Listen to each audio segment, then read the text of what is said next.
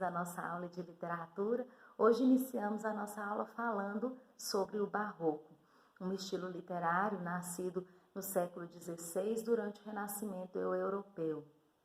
Esse período só foi trazido para o Brasil 100 anos depois por Portugal, numa vertente um pouco diferente em razão das realidades sociais divergentes entre Portugal e o Brasil.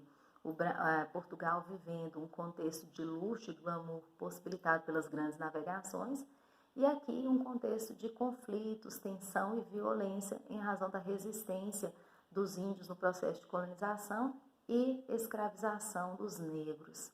Então, no Brasil vai iniciar-se em 1601 com a obra Prosopopeia de Bento Teixeira. Essa obra é um poema épico em que exalta os feitos dos donatários de Pernambuco, e então dá-se início aí a um período literário que nós não podemos chamar ainda de literatura brasileira. A gente chama de literatura colonial, tendo em vista essa falta de espaço para um desenvolvimento de uma consciência literária, já que também faltava um público leitor. Foi introduzido pelos jesuítas com a finalidade catequética, iniciada lá em meados de 1500, percebendo não só a condição de evangelizar e catequizar os índios, percebe-se também um desregramento da população da época. Então, os jesuítas também têm essa pretensão de catequizar essa nova população. Logicamente, ganha contornos muito diferentes ao longo de sua produção, já que durou muito tempo, mais ou menos de 1601 a 1767, durou mais de um século. A gente tem como contexto histórico do Barroco a Igreja Católica da Contra-Reforma, uma igreja que perdeu certo espaço em razão da Reforma Protestante, mas ainda tinha grande influência religiosa, cultural, econômica na época. E vão ser evidentes essas temáticas religiosas nos textos de produção barroca. Vimos também grandes invasões estrangeiras na tentativa de explorar nossas riquezas. Os franceses, por exemplo, tentando explorar o pau-brasil, mas nesse período do século XVII foram definitivamente expulsos. Infelizmente, iniciam-se aí as invasões holandesas, que muda todo o contexto de produção econômica do Nordeste, dando um direcionamento para o século do ouro, dando início ao século do ouro, que foram as descobertas de grandes jazidas em Minas Gerais com a exploração de grandes minérios. Daí, Minas Gerais tornar-se um grande centro econômico e também cultural e artístico. Nós temos aí grandes heranças, principalmente de Aleijadinho no período barroco, não é mesmo? Vimos então, a partir desse contexto histórico, surgirem as características da literatura ou da produção literária desse período, com um homem teocêntrico da Idade Média em conflito com o homem antropocêntrico e racional do Renascimento. Esse homem, angustiado pelas incertezas desse período, cria uma arte dual, uma arte complexa, obscura, já que ele tenta unir em sua obra o profano e o sagrado. Ele, desejoso de viver os prazeres mundanos, não queria se afastar da religiosidade. Por quê? Porque ele, na condição da sua finitude, ele tinha consciência de que ele precisava salvar a sua alma.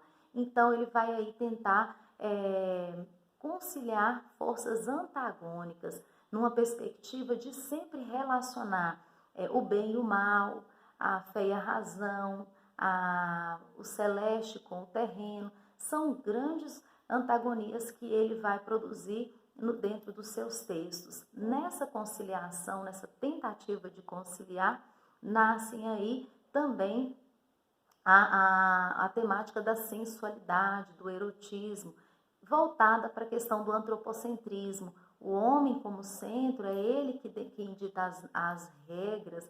Então, ele começa a descrever, por exemplo, a mulher com certa erotização, com certo sensualismo. É uma mulher concreta, por quem ele nutre desejos carnais, mas ao mesmo tempo, ao descrever essa mulher, essa sensualidade, ele se depara com um sentimento de angústia e de culpa, já que o divino aí está muito forte na sua consciência.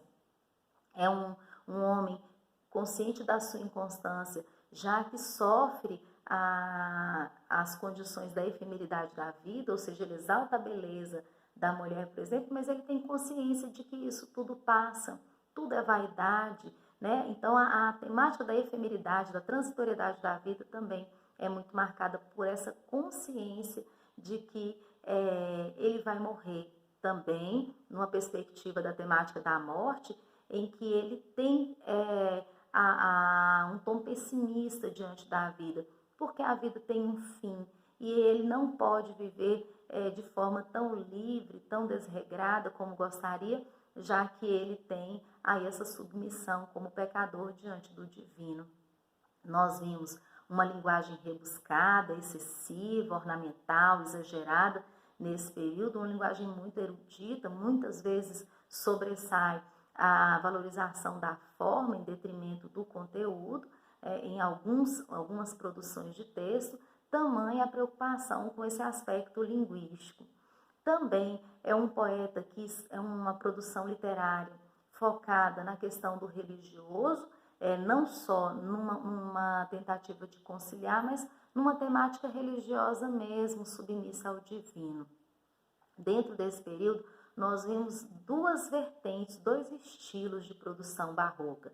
Nós vimos o cultismo, também chamado de gongorismo, por influência da produção dos textos de Luís de Gôngora, né? Então nós chamamos esse estilo de cultismo ou gongorismo. Cultista em razão do culto, do erudito, de uma linguagem rebuscada. Então existe uma necessidade do preciosismo vocabular, em que eu busco com muito critério as palavras que eu vou colocar nos meus textos, justamente para produzir essa riqueza ornamental.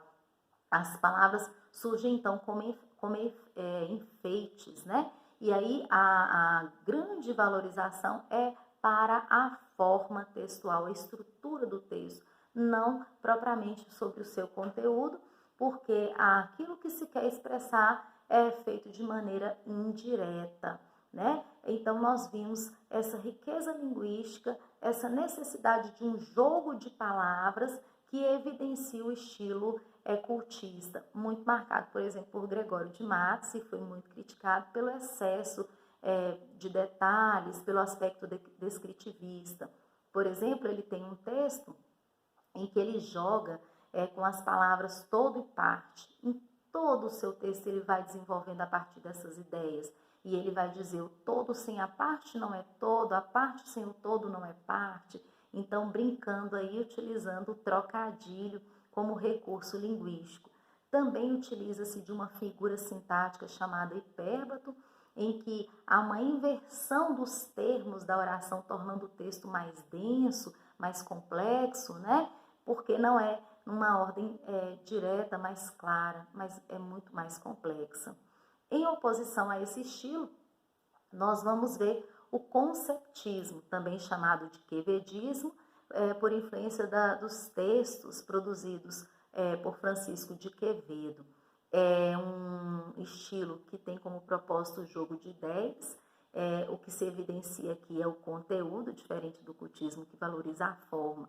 E para valorizar esse conteúdo, o poeta vai utilizar-se do jogo de argumentação, do pensamento lógico, de vários conceitos. Então, as ideias, elas se transparecem dentro do texto. E aí nós vamos observar a riqueza religiosa desse período. Chega a ser bem excessivo, mas com uma marca de persuasão muito intensa. E a gente vai ver o padre Antônio Vieira como um grande representante desse estilo, já que produziu sermões e a tentativa dos sermões é justamente convencer. Nós vimos aí poucas figuras de linguagem, né, já que o conteúdo precisava ser explorado de forma mais direta e mais clara. Surgem então aí os nossos estudos sobre os autores mais representativos nessa época. Nós temos um grande representante da poesia, o Gregório de Matos, e o padre Antônio Vieira, representante da prosa. O Gregório de Matos, ele nasceu em Salvador, na Bahia, teve uma formação religiosa muito intensa, estudou em colégios jesuítas, mas ele também teve aí uma formação intelectual forte, estudou direito em Coimbra e criou sua tese de doutorado toda em latim. Nós vimos essas duas perspectivas, essas duas formações marcadas em seu texto, a formação religiosa dentro da poesia sacra, em que ele consegue estabelecer um diálogo, né, intertextual entre referências bíblicas, convencendo a Deus da necessidade de salvar a sua alma. E nós vimos aí também essa erudição, esse vocabulário mais elevado a partir da sua formação intelectual. E aí o cultismo vai ser um estilo que ele adere com muita intensidade. O Gregório de Matos exerceu também cargos políticos e ironicamente, foi vigário-geral, mas rapidinho ele foi deposto do cargo porque ele se recusava a obedecer às ordens eclesiásticas. Foi um homem de espírito rebelde, de grande inconstância, um apaixonado, cheio de amantes, que vivia realmente uma vida boêmia. Apaixona-se por Maria dos Passos, com quem vive até chegar à miséria.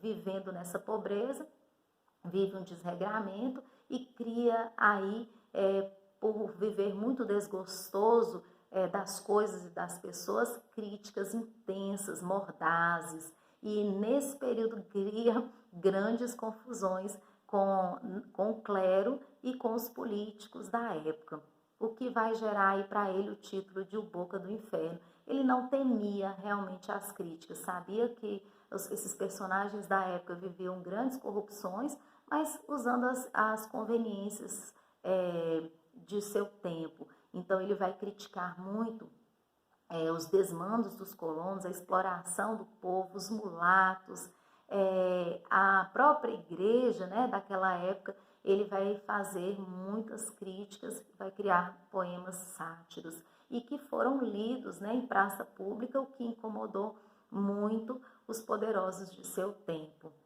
Gregório de Matos também vai criar uma produção literária muito vasta, amorosa, satírica, lírica, mas também erótica. Foi um amante de muitas mulheres, polemizou muito a sociedade em razão desses escândalos que envolveram até religiosos. Essa poesia satírica lhe rendeu um exílio em Angola, então ele é deportado para lá, vive por um período e adoece, e nessa febre intensa que ele adquire, ele pede para retornar ao Brasil. A Bahia não o aceita, ele vive em Recife, esse finalzinho de sua vida, e aí na consciência de seu nada, de que realmente ele ia morrer, ele cria aí poesias sacras. Essas poesias, ele se apresenta como um pecador submisso à condição de um Deus misericordioso. E aí ele também tem temáticas não só religiosas, mas a temática lírica, em que a produção sobre o pessimismo e a angústia diante da vida se faz muito marcante.